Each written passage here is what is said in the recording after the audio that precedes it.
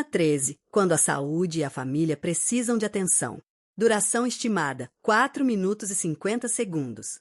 Foco: estatuto, licença para saúde, doença em pessoa da família, maternidade e acidente em serviço. Capítulo 1. Um atestado não é só um arquivo. Lia começou a sentir fortes dores e precisou afastar-se. Ao enviar o atestado, percebeu que o sistema tratava qualquer documento médico como licença automaticamente aprovada. Rafael explicou. A licença para tratamento de saúde depende de inspeção médica oficial. O documento inicia o procedimento, não substitui a avaliação exigida. Durante a licença, Lia não poderia exercer atividade remunerada. Se o fizesse, a licença seria interrompida e ela perderia remuneração até reassumir o cargo. Na volta, transformou a experiência em melhoria. O sistema passou a registrar solicitação, perícia, decisão e período concedido, preservando o sigilo dos dados clínicos. O gestor precisa saber a situação funcional, disse Dona Célia, não o diagnóstico inteiro. Capítulo 2. Quando quem adoece é alguém da família. Pouco depois, um servidor pediu licença para cuidar da mãe. O modelo antigo aceitava qualquer parente e nunca verificava a necessidade da assistência. Lia organizou os requisitos. A licença alcança a doença de pais, filhos, cônjuge ou companheiro quando a assistência pessoal do servidor for indispensável e incompatível com o exercício do cargo. E a remuneração? Perguntou ela. É integral nos primeiros 6 meses, respondeu Rafael. Depois, a lei estabelece reduções, respeitado o limite máximo total de 4 anos. O painel passou a alertar sobre duração e reavaliação, sem presumir que todo pedido familiar seria deferido. Capítulo 3. Proteção sem misturar categorias. Dona Célia apresentou o cadastro de uma gestante. A licença maternidade totaliza 180 dias, 120 mais uma prorrogação de 60. Na prorrogação, a mãe não pode exercer atividade remunerada nem manter a criança em creche ou organização semelhante. O sistema também possuía a opção adoção, mas copiava automaticamente o mesmo fundamento e prazo. Não vamos presumir regra por analogia, decidiu Lia. O caso de adoção deve ter categoria e documentação próprias conforme a norma aplicável. Nossa base de estudo destaca, numericamente, os 180 dias da licença maternidade. Por fim, ela criou marcação específica para acidente em serviço e doença profissional. A distinção era importante porque poderia produzir consequências previdenciárias diferentes, inclusive na aposentadoria por invalidez. O algoritmo reconhece padrões, concluiu Rafael, mas a administração reconhece direitos com base em prova, perícia e lei. Memória de prova. Licença para a saúde exige inspeção oficial. Atividade remunerada durante a licença gera interrupção e perda da remuneração. Licença por doença familiar tem remuneração integral até 6 meses e limite total de 4 anos. Maternidade igual a 180 dias. Pegadinha. Atestado, perícia e concessão são etapas distintas. Dados de saúde também exigem acesso restrito. Fim da cena 13. Cena 14. Rafael quer estudar fora e disputar uma eleição. Duração estimada: 4 minutos e 50 segundos. Foco: estatuto, estudo, missão, interesse particular, acompanhamento de cônjuge e mandato eletivo. Capítulo 1. Estudar sem abandonar o serviço. Rafael foi aceito em um curso regular de gestão pública. As aulas começavam antes do fim do expediente. Preciso pedir 4 anos de licença sem vencimento? Perguntou. Lia consultou o módulo de afastamentos. Não necessariamente. Para frequentar curso regular, pode haver redução da jornada em até 2 horas diárias, além de afastamento nos dias de prova, nos termos legais. Se o estudo ou a missão no exterior fosse de interesse do Estado, o afastamento poderia ocorrer com remuneração. Nesse caso, ao retornar, o servidor deveria permanecer no serviço por período correspondente ao dobro do afastamento, sob pena de ressarcir integralmente o investimento. Isso é diferente da capacitação do PCCR da Cena 8, alertou Lia. Lá, a permanência estudada era igual ao período de afastamento. Aqui, na missão ou estudo de interesse estatal, a referência é o dobro. Capítulo 2. Um afastamento sem pagamento. Rafael revelou outro plano, talvez se dedicasse a um projeto pessoal. A licença para interesse particular pode ser concedida ao servidor estável depois de 3 anos de efetivo exercício, sem remuneração, por até 4 anos, explicou Dona Célia. Ela pode ser revogada no interesse da administração e o servidor tem 30 dias para retornar. O sistema diferenciou essa licença do afastamento para acompanhar cônjuge. Neste último, a regra geral é a ausência de remuneração. Porém, se houver repartição estadual no novo local, o servidor poderá ser lotado ali, mantendo exercício e remuneração. Lia inseriu um alerta: não confundir motivo pessoal, acompanhamento familiar e interesse do Estado. Capítulo 3. A candidatura não apaga o vínculo. Meses depois, Rafael cogitou disputar uma eleição municipal.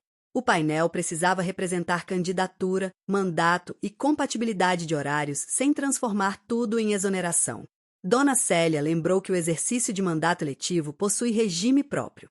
No destaque do Estatuto estudado, o afastamento é tratado sem remuneração, preservado salário família, com particularidades como a situação do vereador não remunerado, que pode ausentar-se nos dias de sessão sem perder os vencimentos. Portanto, disse Lia, o sistema não pode usar uma regra única para todo mandato.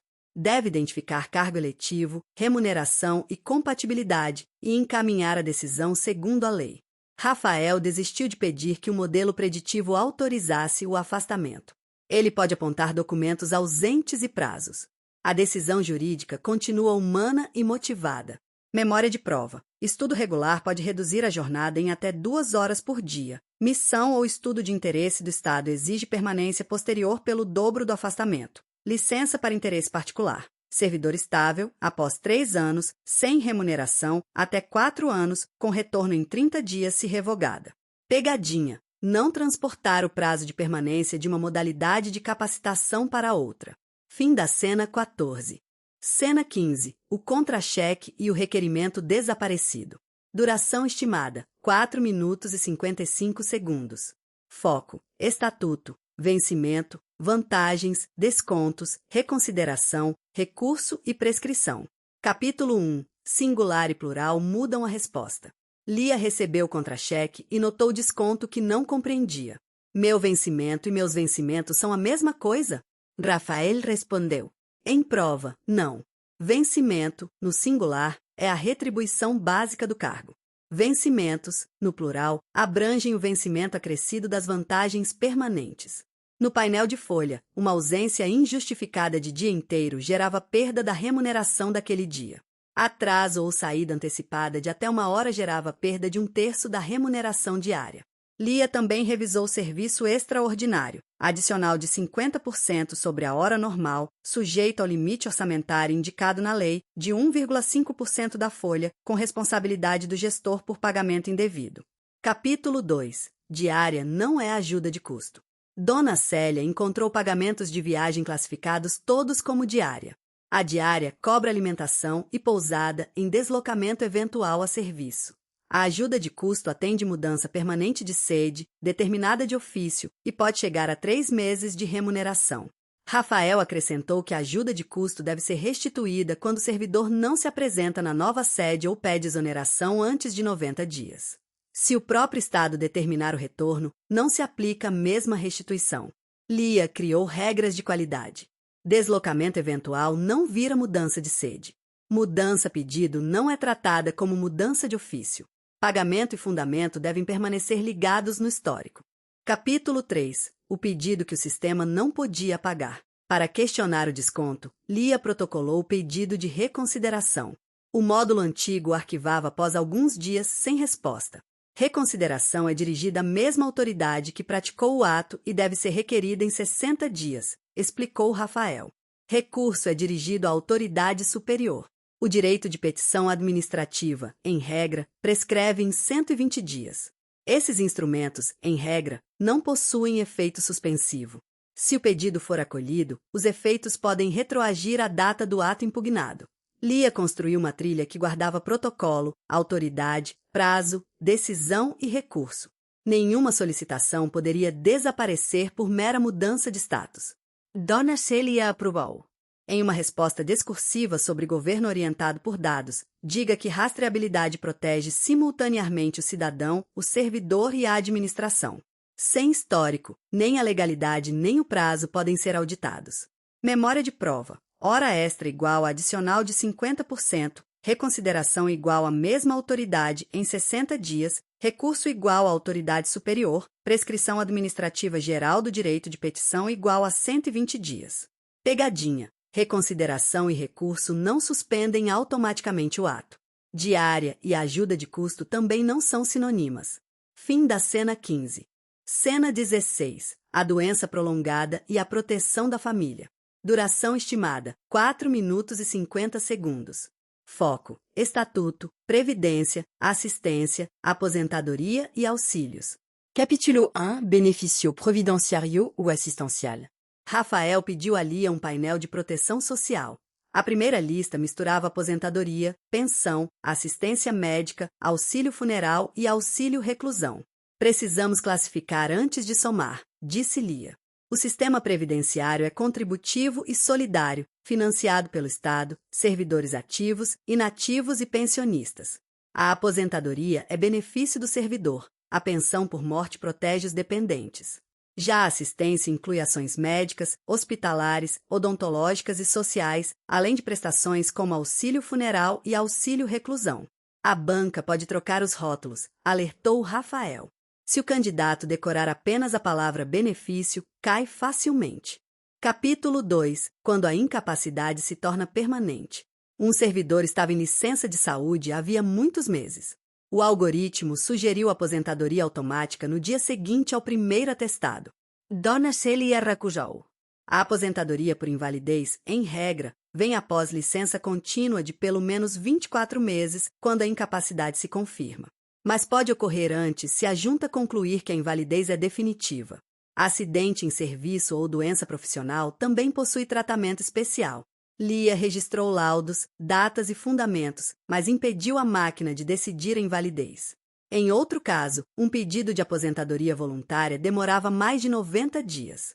O servidor poderia afastar-se com remuneração enquanto aguardava a conclusão, mas esse período não contaria para qualquer efeito.